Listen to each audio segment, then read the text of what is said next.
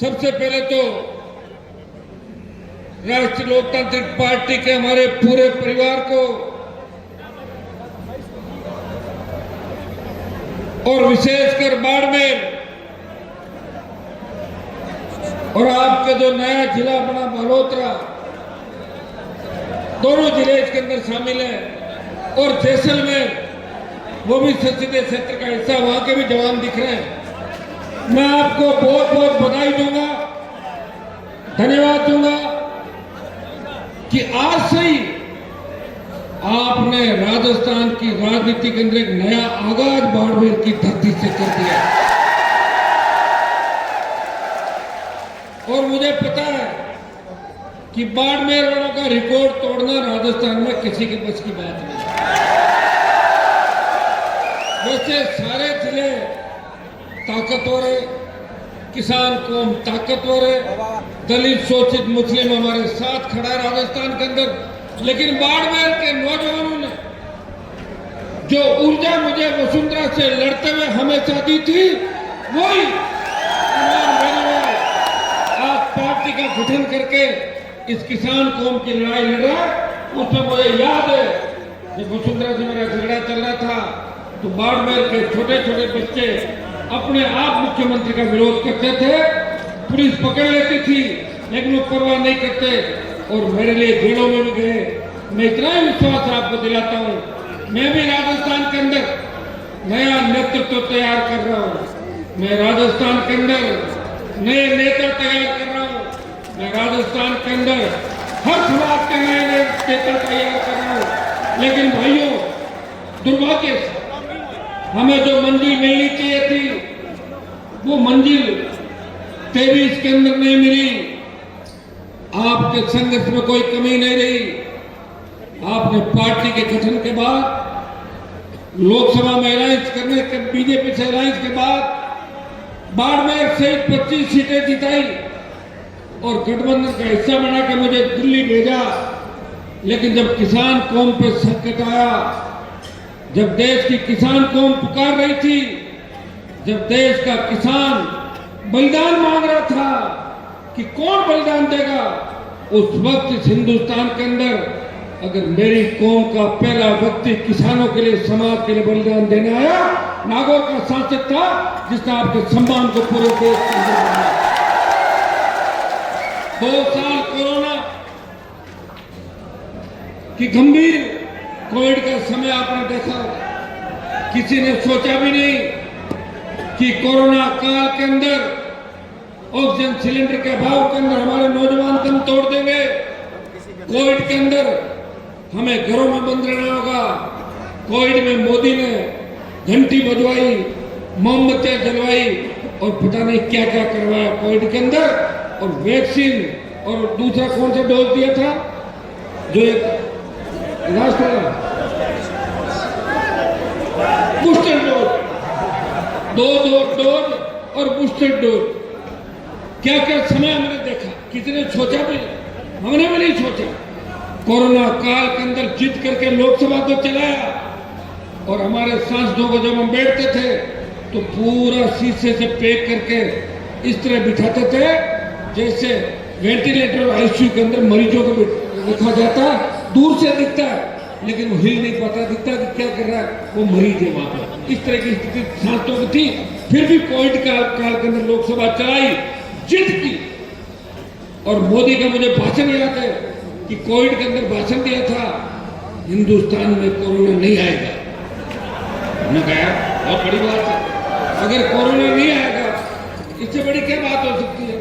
विश्व के तमाम देश जब हम देख रहे थे सोशल मीडिया पे, चैनलों पर, तो बड़े बड़े आप देख रहे थे हजारों लाखों की तादाद के अंदर लोग दम तोड़ रहे थे।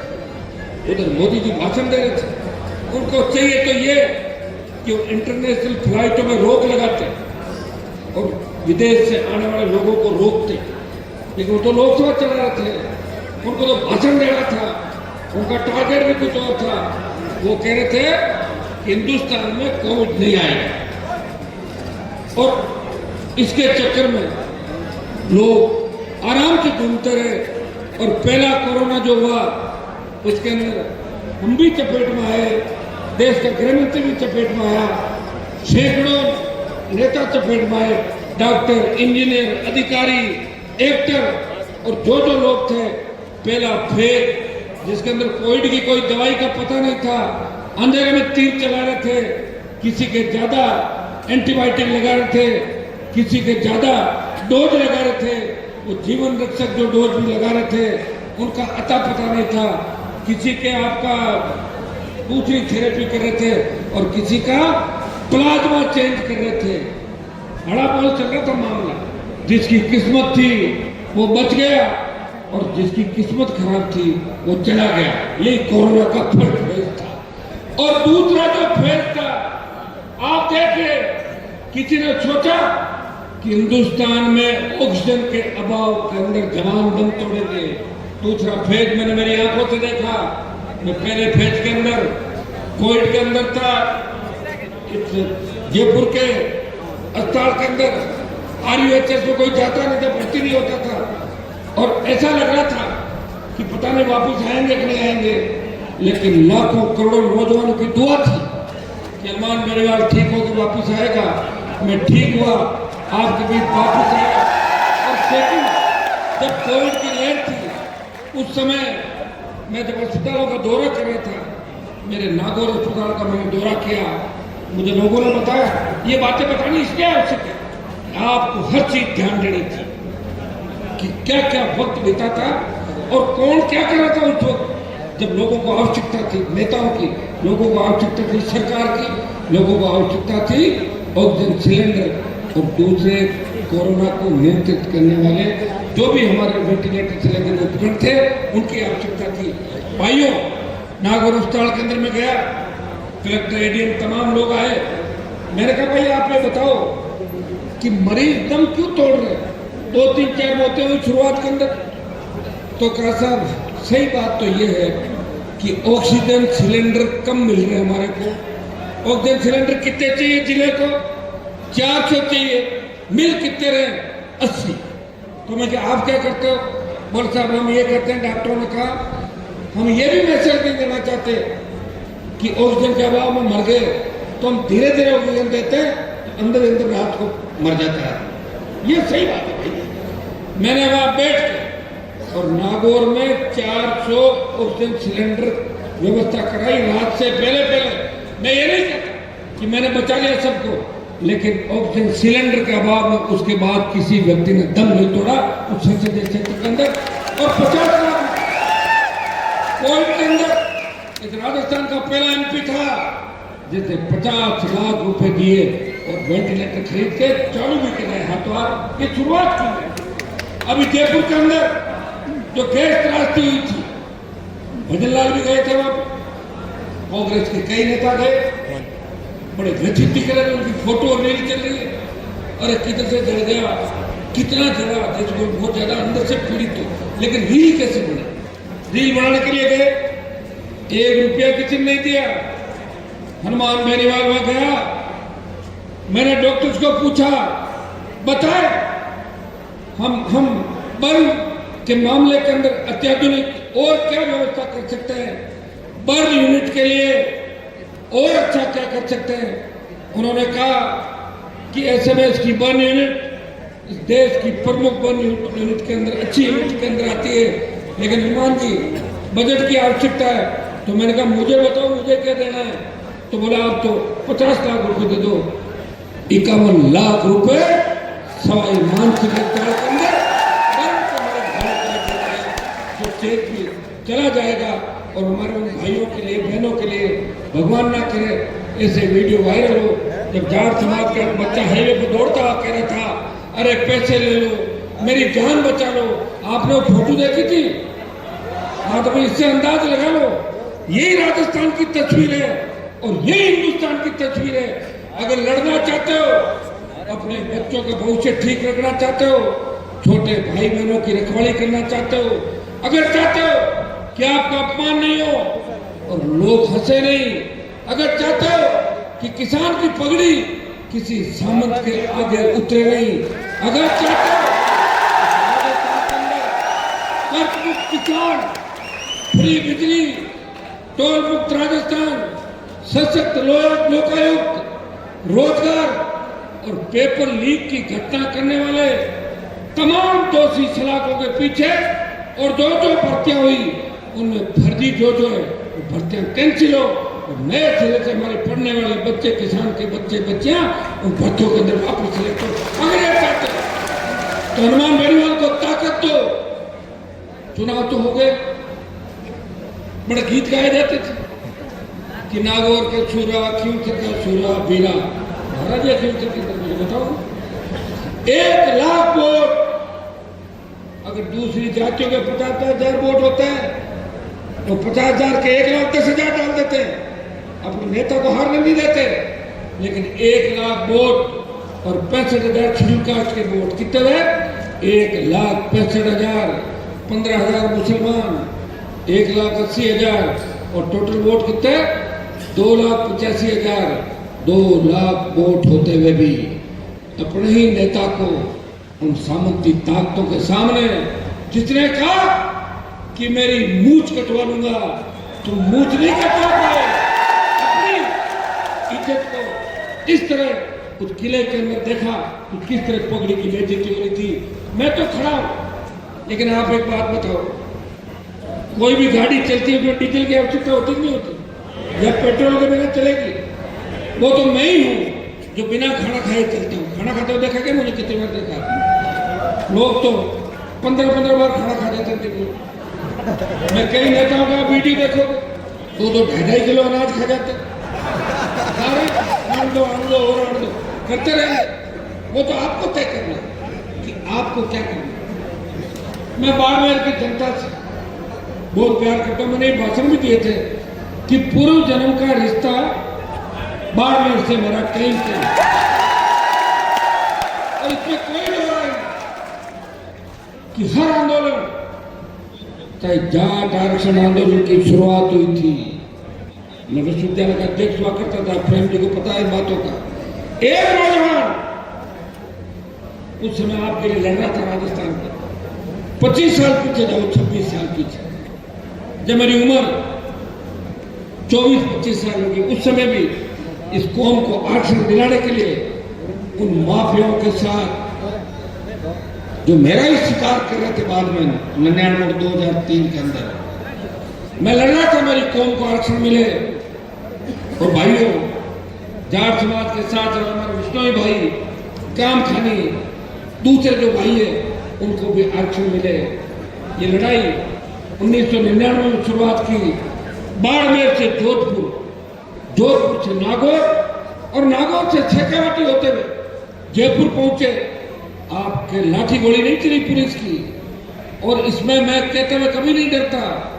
अगर हरियाणा की तरह लाठी गोली चलती तो हमें कभी आरक्षण नहीं मिलता, क्योंकि राजस्थान में लोगों ने लड़ाई नहीं लड़ी। अगर इतिहास है तो महाराजा सूरजमल का इतिहास है, जिसको भी ढंग से पेश नहीं किया। मैं इसलिए कह रहा हूं, अगर लड़ते और गोली चलती और 2-4 हमारे समाज के लोग शहीद हो जाते तो बताओ क्या होता? समाज के लोग हमें मारने के लिए आ जाते कि आपने हमारे बच्चों को मरवा दिया। समझ गए आप लोग? आप जब तक ये नहीं समझोगे ना, बेहतर गुजरों सादत थी देश में बात कैसे मारने लगेंगे? आप क्या सोच रहे हो? अपनी वजह से मारने लगे। कोई सिख, कोई जाट, मराठा, कोई गोरखा, कोई मद्रासी, वो लोग थे। इतिहास पढ़ो, उन्होंने लड़ाई लड़ी। वो कोई हरियाणा का किसान का बेटा था, उत्तर प्रदेश का था, कोई पंजाब का था, कोई दिल्ली का था। हो सकता है कोई अपना भी एकाध होगा राजस्थान में, ज्यादा क्रांतिकारी लोग अपने नहीं रहे। मैं ये बात इसलिए कहता हूं कि वो एक समय का चक्कर था, लेकिन उनके नेताओं को जंग लगी, कौन मजबूत थी, कोई दोहराई नहीं।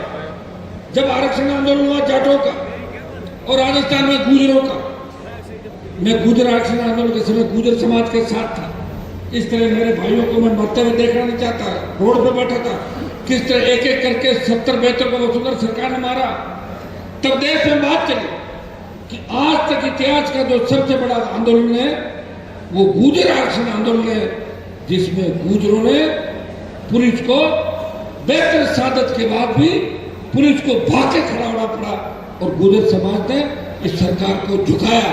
लेकिन अगला आंदोलन सुनो आप, हरियाणा का जाट आरक्षण आंदोलन।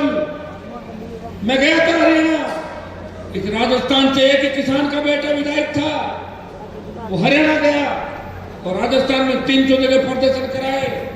और जब हरियाणा के अंदर जाट समाज के बच्चे लड़ रहे थे तो देश का मीडिया और अखबार लिख रहा था कि वारा वीरों, गुर्जर आंदोलन के अंदर तो पुलिस 1 फुट में गई, जाट आरक्षण आंदोलन में मिलिट्री को भी भागना पड़ा। ये देश का नहीं कह रहा हूं कि मिलिट्री के खिलाफ आप कोई मोर्चा खोल दो, ये मैं नहीं कह रहा हूं, ठीक है। जो आया मैं वही कह रहा हूं। अमेरिका के अखबार के अंदर छपा, ये तुम्हें तुम्हारा जोश याद दिलाता। बजरंग बली को जोश याद दिलाना पड़ता। हनुमान जी महाराज के अंदर बहुत ताकत थी, लेकिन उनके अंदर दिक्कत थी, वो भूल जाते थे, तो याद दिलाते कि बजरंग बली आप सबसे बड़े ताकतवर हो, फेंक दो उखाड़ के, फिर वो कुछ भी कर देते। तो हमारी कौम को समय समय पर ये बातें याद दिलानी पड़ेगी, क्योंकि पुराने नेताओं ने तो लड़ना नहीं सिखाया। जंग लग गई, नहीं तो लड़े, हाँ रोने का और धोने का काम किया था, इसमें तो कोई दो नहीं। मारवाड़ से लेके नागौर से लेके बाड़मेर तक एक ही काम किया कि किसी मुख्यमंत्री ने अगर थूका तो हाथ में ले लिया हमारे नेताओं ने। मुख्यमंत्री बनने का प्रयास मेरे भाई ने किया। इसमें चाहे कोई बुरा माने, किसी के मिर्ची लगे, उसका कोई इलाज नहीं। ये तो मुझे धन्यवाद दो कि मैं लड़ाई लड़ रहा हूं ना, इसलिए जगदीप धनखड़ का नंबर आ गया, मैं नहीं लड़ता, उनका भी नंबर नहीं आता। अब कैसे आया, कहते वो लिख के छोड़ दूंगा सारी बातें। हर कोई कह रहा कि हनुमान जी ये कर रहे वो कर रहे, हनुमान जी तो फिर खुद फ्यूचर में हार गए। ऐसे तो भगत सिंह जी को फांसी हो गई, लेकिन देश को आजाद कराया कि नहीं कराया भगत सिंह जी? याद करो, जब पहलवान बेटे न्याय के लिए अपने भाइयों को देख रही थी कि हमारा कौन भाई हमें न्याय दिलाने दिल्ली की धरती पर आया था, आएगा। 20 MP तुम्हारे थे, 25 तुम्हारे भाई और थे, लेकिन उन पहलवान बेटियों को न्याय दिलाने जंतर मंतर पे अगर 1000 नौजवानों के साथ जाकर ये कहा कि मोदी जी उस बाहुबली को ठीक कर दो, नहीं तो इस कौम से टकरा है, हम उस बाहुबली का इलाज कर देंगे। जब किसान तकलीफ में था, मोदी की सत्ता को ठोकर मार के उस व्यक्ति ने, जिसने पूरी जवानी सत्ता के खिलाफ सड़कों पे, सत्ता लोग सुन लो मेरी बात, मैंने 1992, 93, 94 का समय देखा था जब मैं कॉलेज में पढ़ता था। मेरे पिताजी विधायक थे, 77 में MLA बने, अच्छी स्कूल कॉलेज में पढ़ा, विश्वविद्यालय का अध्यक्ष था, चाहता तो जयपुर के आसपास कोई इलाका ढूंढ लेता और वहां से विधायक बन जाता। लेकिन मैं, हमें लोग कहते थे कि तुम नागौर के लोग तालाब का पानी पीते हो, शेखावाटी के लोग कहते हैं कि नागौर में तो भैंस भी वहीं बैठती है और आदमी भी वहां पानी पीता है। ये बात मुझे चुभ गई।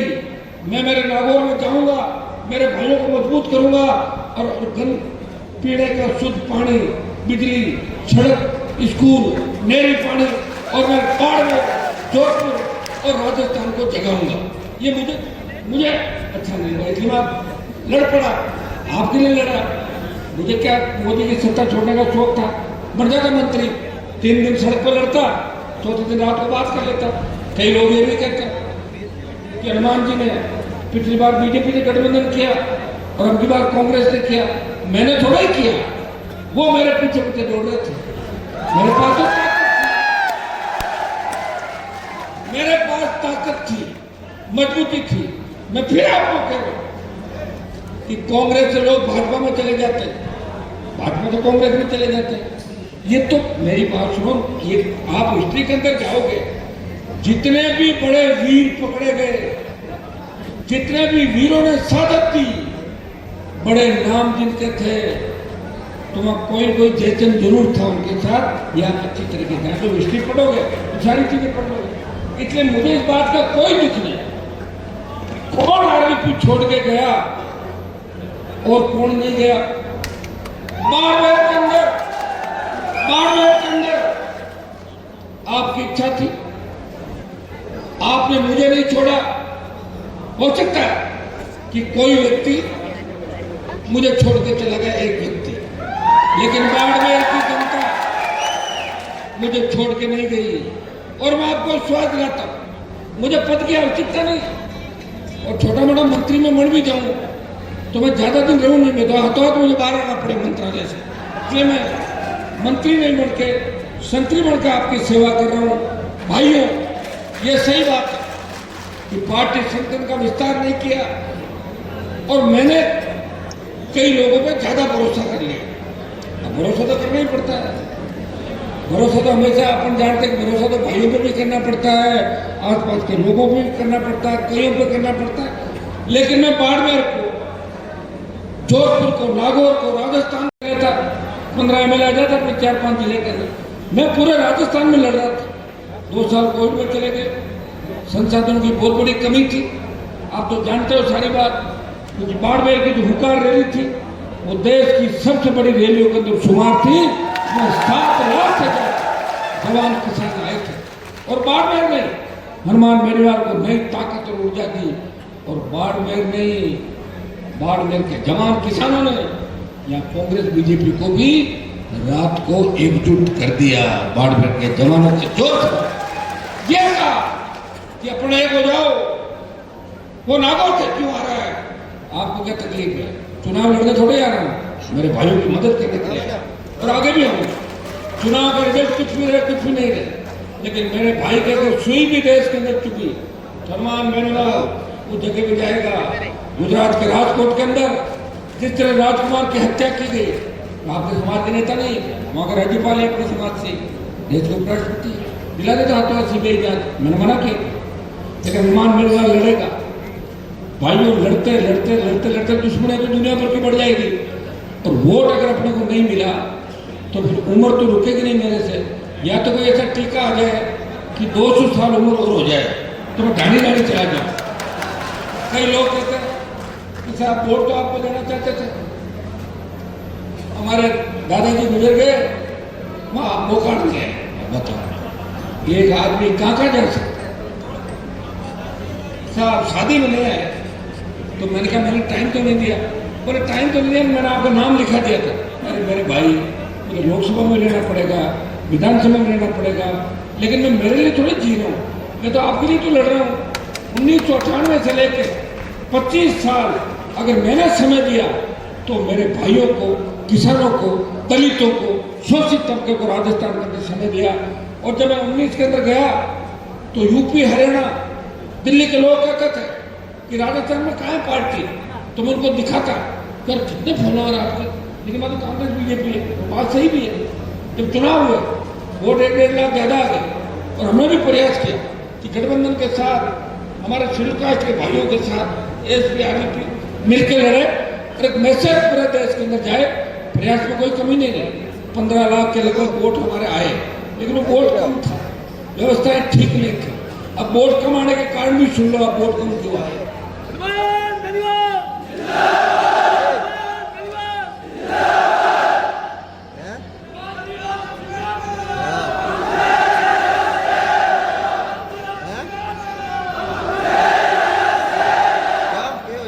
वोट कम क्यों हुआ उनको भाई, बीच में बच्चे आए मेरे पास चुनाव से 4 महीने पहले कि साहब छात्र संघ के चुनाव नहीं हो रहे और आप विश्वविद्यालय के अध्यक्ष थे हनुमान जी, हम आपके छोटे भाई हैं, हम नेता बनना चाहते हैं, कोई हमारी पुकार नहीं सुन रहा है। मैंने कहा कोई पुकार नहीं सुना तो मैं बैठा हूँ, मैं चला गया और 1 महीने में 6-7 रैलियां करी राजस्थान के अंदर, जोधपुर, उदयपुर, बीकानेर, सीकर, लास्ट जयपुर थी, भरतपुर और तमाम अजमेर। और रैलियां करने के बाद जब रैली थी लास्ट जयपुर के अंदर तो उसमें छात्र नहीं आए, उसमें आरएलपी के कार्यकर्ता है। आप देखा कि जिनके लिए लड़ रहा था, जिनके लिए मैंने मेरा 1 महीने का कीमती समय खराब किया, वहां छात्र नहीं आए, सिर्फ छात्र नेता आए। कोई चश्मा लगा के गाड़ी लेके आया और कोई एक लेके आया। भाई मैंने कहा तुम लड़के कहाँ से लाए, बोलता लड़के ने तो 2 जीप भर के लाए, 2 गाड़ी में 15 लोग लाए। जिनके लिए मैं लड़ रहा था तो छात्र नहीं है, नौजवानों की लड़ाई थी। मैंने पहली बार देखा कि हनुमान बेनीवाल की रैली के अंदर इतने कम लोग क्योंकि रेलवे में 5 लाख 7 लाख 2 लाख 50,000 जब चाहे आप कर देते हो। तो ये आखिर कारण क्या था? तो कारण ये निकला कि छात्र नहीं चाहते कि चुनाव हो, सिर्फ छात्र नेता चाह रहे हैं कि चुनाव हो। समझ गया आप बात? पढ़ने वाले नहीं चाह रहे। फिर भी मैंने मेरे भाइयों के लिए लोकसभा में मामला उठाया, इस विधानसभा में गया वापस उठाया कि शासन के चुनाव कराओ ताकि गांव के किसान के बेटे बेटे मजबूती के साथ आ गए। 1 महीना मेरा चला गया। फिर कई लोगों का रथ यात्रा करो, निकला रथ लेकर राजस्थान, आधा राजस्थान कवर नहीं हुआ। चुनाव से पहले की बात थी। मेरे भाइयों, मैं वो लड़ाई लड़ रहा हूं जिसको लड़ने की कोई सोच भी नहीं सकता। लड़ाई तो छोड़ो, सोच भी नहीं सकता। आप, मैं कह रहा हूं, 5-5 बार मंत्री रहे, अरब खरबपति लोग जिनके पास साइकिलें नहीं थी, राजनीति से पैसा कमा, उनको पूछ लो कि अपनी पार्टी के आला कमान के खिलाफ बयान दे सकते क्या? औकात है क्या किसी पार्टी के नेता की? बात करवा देना मेरे लोग। मैंने नहीं दिया, मैंने दिया। लोग कह रहे मान लीजिए पार्टी बदलना, पार्टी नहीं बदल रहा, पार्टी बनाई। बदली किसने? बनाई पार्टी भाई, बनाई। और ये आपके राम सिंह बेटे चुनाव लड़ा, मंच पे और लोग बैठे, बाड़मेर से लड़े, 63-64 उम्मीदवार लड़े, 18 के अंदर लड़े। लेकिन थोड़ा सा राजस्थान के नौजवान तो चाहते हैं बदलाव, उसके लिए समय भी चाहिए, संगठन की बहुत बड़ी आवश्यकता है, पैसे की बहुत बड़ी आवश्यकता है। कई बार लोग कहते हैं कि साहब पैसा क्यों नहीं कमा लेते? मैंने कहा पैसा कमाने की सोच भी लूं तो मोदी और अमित शाह, सुनो प्रेम जी, मैंने कहा पैसा कमाने की सोच भी लूं तो मोदी और अमित शाह ईडी सीबीआई भेज के मुझे नहीं दिलवा सकते। दिलवा सकते नहीं दिलवा सकते? तो अभी कहां से दिलवाएंगे? अभी तो अगर ईडी का छापा पड़े तो 10-15 हजार रुपए, 10-15 जोड़ी पैंट शर्ट मिले, उसमें तो केस नहीं मिलता ईडी का। आप हालत क्या है? अब आपसे छूटेंगे। हाँ, अगर कोई पागल भाषण दे देता है और कोई पागल ये कहते कि अरमान बेनीवाल के पास 5,000 करोड़ रुपए, पागल की बातों में नहीं आना कभी भी, समझ गया ना? पागलों को सभी भेज देता है, कुछ भी कर देगा। इसलिए आप कभी इन बातों का ध्यान मत रखो। अगर मुझे पैसे का और सत्ता का सुख भोगना होता तो 2003 के अंदर वसुंधरा के साथ घूम लेता और फिर गहलोत के पास आ जाता, फिर वसुंधरा के साथ घूमता, फिर गहलोत के साथ आ जाता। क्योंकि लोग तो यही धंधा कर रहे हैं राजस्थान के अंदर। लोगों को बहुत देर से याद आती है, मेरे पे बयान देते लोग कि मान जी तो अपने समाज के लोगों का ध्यान नहीं रखते। अगर मैं समाज के लोगों का ध्यान नहीं रखता तो महिपाल मदेरणा जी का जो मामला हुआ था उसमें एकमात्र विधायक था राजस्थान की विधानसभा के अंदर। घर पे तो कोई भी बकवास कर सकता है, असेंबली के अंदर बोलना कि हमारे इस भाई के साथ अन्याय हुआ और उसकी बेटी को 18 के अंदर विधायक बना दिया जब उस परिवार को आवश्यकता थी मेरी 18 में। अब कोई मैं कांग्रेस पार्टी का ध्यान थोड़ी रखूंगा। अब कोई कहने का हनुमान जी, अब राहुल गांधी की शादी का मैं ध्यान रखूंगा क्या? उसकी हनुमान जी आप राहुल जी के साथ ही बैठते हो, उसकी शादी करा दो। मैं कहता हूँ मेरी तो खुद की लेट हुई थी शादी, मैं कहाँ तक करा दूँ शादी? बताऊँ ये करा दो, ऐसे में सपने लेना अलग बात है, सोचना अलग बात है। आप इतना ही सोचो। और मैं आपको विश्वास के साथ कहता हूँ और वचन दे रहा हूँ आपको, जिस दिन मुझे सत्ता में जाना होगा उससे पहले 2-3-4 लाख लोगों को आपको बुलाऊंगा, आमंत्रित करूंगा, खाना खिलाऊंगा, फिर हाथ जोड़ के कहूंगा अब मैं थक गया, अब दूसरा नेता देखो, मैं अब सत्ता के अंदर आपकी मदद करने के लिए जा रहा हूँ। वहां भी आपकी मदद हो, बता दो, सत्ता छोड़ के कोई नहीं जाता। जो लोग 92-93 के अंदर अशोक गहलोत का थैला उठाते 25-30 साल बाद उनको याद आता है कि अशोक गहलोत किसानों का विरोधी, तो 30 साल कहते। मदेरणा साहब जो खुद विधानसभा का अध्यक्ष थे, अशोक गहलोत सीएम था, परशुराम मदेरणा विधानसभा का अध्यक्ष बन गए। हनुमान बेनीवाल नहीं था बच्चे के। मैंने कहा मेरी कौम का अगर दूल्हा आता है मैं बारात से मर जाऊंगा, मैं दुल्हन नहीं दूंगा। बातें करने में क्या, बातें कर लो। 4 रील बना दो, तो श्रीनगर की रील डाल दो। सर कह रहे हो जबरदस्त रील आई है। तो मुझे लग रहा बाड़मेर के अंदर भी रीलें ज्यादा चल रही है आजकल, और रील से लोग जन नेता बनना चाहते हैं। रील से जन नेता नहीं बन सकते। एक आध बार तो कुछ भी हो सकता है, लेकिन 2 बार 3 बार 4 बार 5 बार सरकारों से लड़के, अलग अलग पार्टियों से लड़के खुद का वजूद पैदा करना, उसमें बहुत बड़े संघर्ष की आवश्यकता है। और उस संघर्ष राजस्थान के अंदर किसी ने नहीं किया। पारिवारिक तकलीफें, माफिया से संघर्ष, उन भाजपा कांग्रेस के बड़े नेताओं से संघर्ष, और गहलोत के बेटे को हरा के ये संघर्ष किया कि किसान कौम के जिनके बच्चों को गहलोत दत्तक किया, वो तो अपने बापों का बदला नहीं ले सके, लेकिन हनुमान बेनीवाल इस किसान कौम के लिए उनके बेटे को हरा के वो बदला भी पूरा 19 के अंदर मैंने किया था हमने किया था।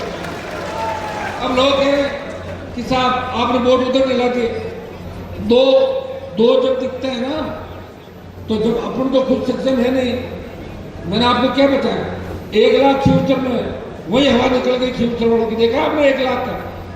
तो जो 2 दुश्मन आते हैं उसमें एक चीज तय करो कि बड़ा दुश्मन है ना उसको पहले मार लो, छोटे वालों को बाद में मार लेंगे। समझ में आ गया आपको?